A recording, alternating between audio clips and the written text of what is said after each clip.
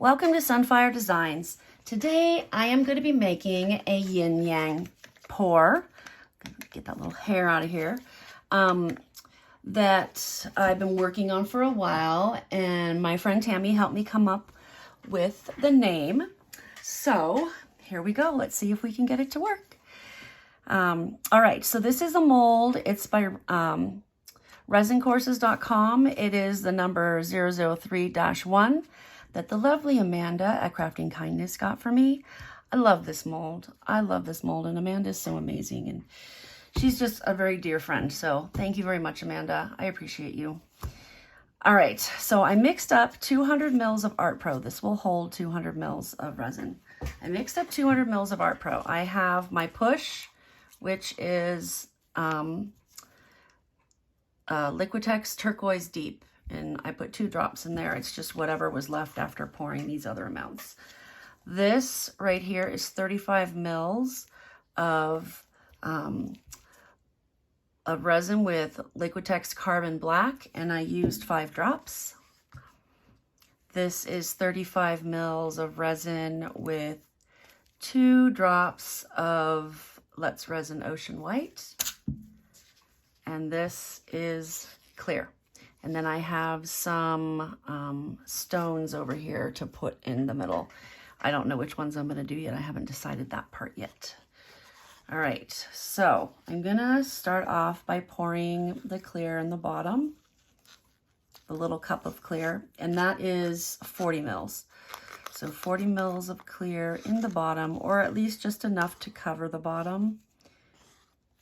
It depends on your mold size, how much you'd use. This mold is more wide in diameter and less deep than some of my other molds, so 40 mils is appropriate. If it was deeper but also not as wide across, you might do 35 mils or something like that. So got that in there. It's covering the whole bottom just for a good measure. Make sure. Okay, so now I am going to, I call this the Yin Yang because it has black and white. And then it's got the push, but the main colors for this are the black and the white. I'm a big on black and white. Lately, you can see it in some of my pours. I've done a lot of black and white.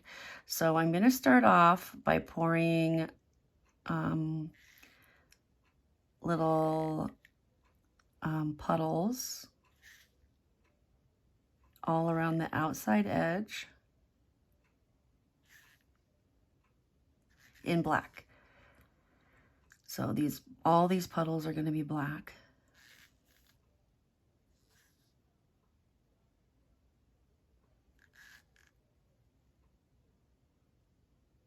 There we go.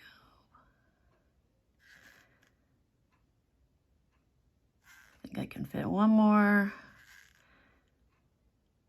And I did not use all of my resin. I probably used maybe half of it, of the black.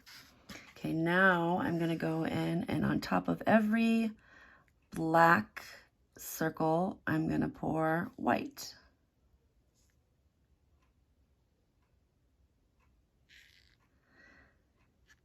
And they're not going to be perfect. They're not going to be exactly even. And that's okay. I'm a perfectionist, but I'm also trying to let some of that go so that I'm not so stressed about stuff being perfect. Okay, here we go.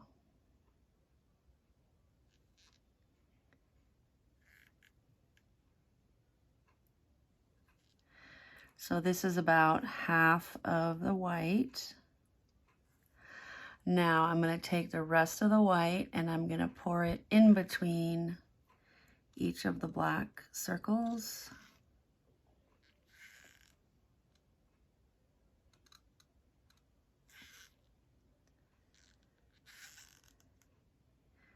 Sorry, you probably can hear all the sports that are playing in the background. My husband's watching wrestling. I think my son's playing a football game or something on his laptop. Not laptop. I don't know why I said laptop, on his gaming system.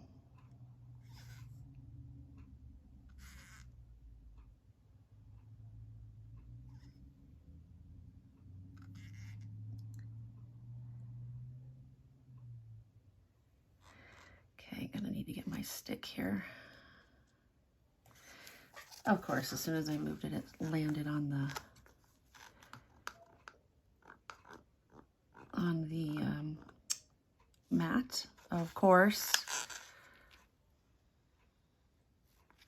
All right, now I'm gonna go back over and I'm gonna pour black circles on top of the white circles. And I'm gonna start them off kind of small, and then I'll go back and add more if I've got enough. Because as you saw, that was kind of close on the white.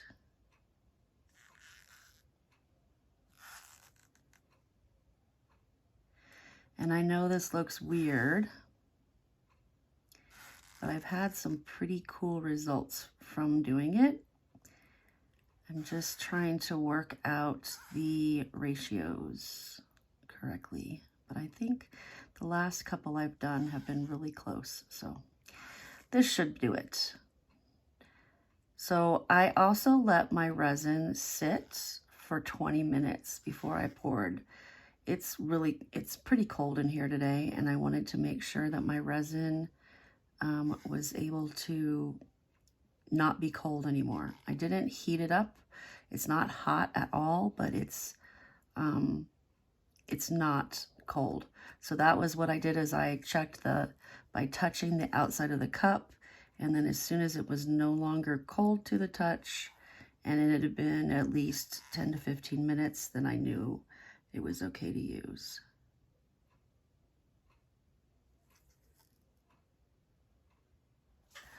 All right, let me just scrape this out. We'll do a little more right here. There we go. All right, so next I'm gonna pour this in. This is my push. I am not gonna do it fast. I'm just gonna kind of do it gently. Gonna move these out of the way so that I can scrape it out if I need to. I mean, I'm not pouring it super slow, but I'm not, you know, pouring it with the intention of, you know, disrupting all the resin that's already in there.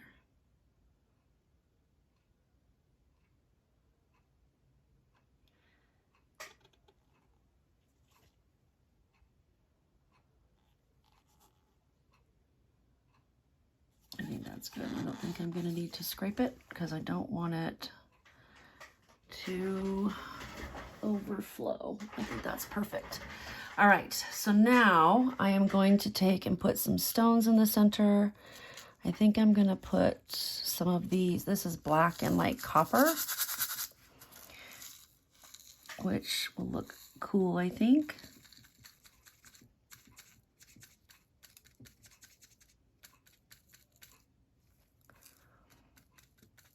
Probably more copper than black. I have some more black stones on order, so, which is good because I use those the most out of all my other colored stones. All right, now I'm going to put it on time lapse. I'm going to give it a couple minutes to kind of move a little bit by itself, and then I'm going to torch it. So I'll put it on a time lapse and clean up, and then I will come back when it's time to unmold in the morning.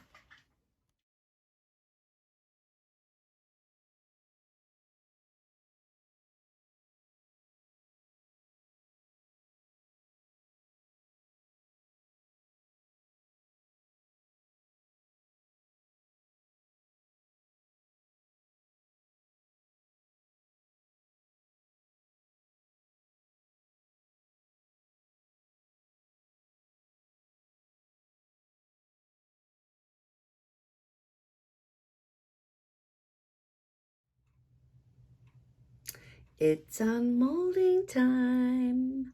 I'm so excited. I'm super excited for this one to see how it came out.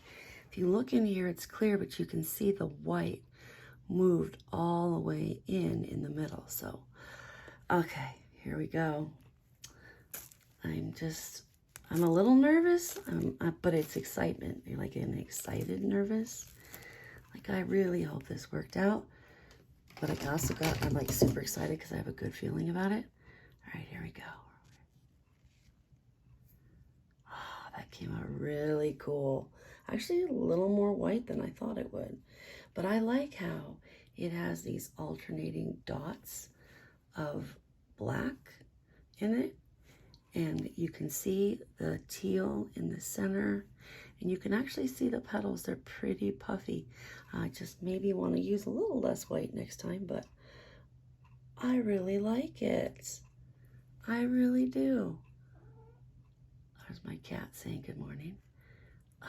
I think that looks so cool. And you can see some of the teal came through on the edges. Right there, there, there. I think that came out really cool. What do you think? Let me know in the comments, and I'll see you next time.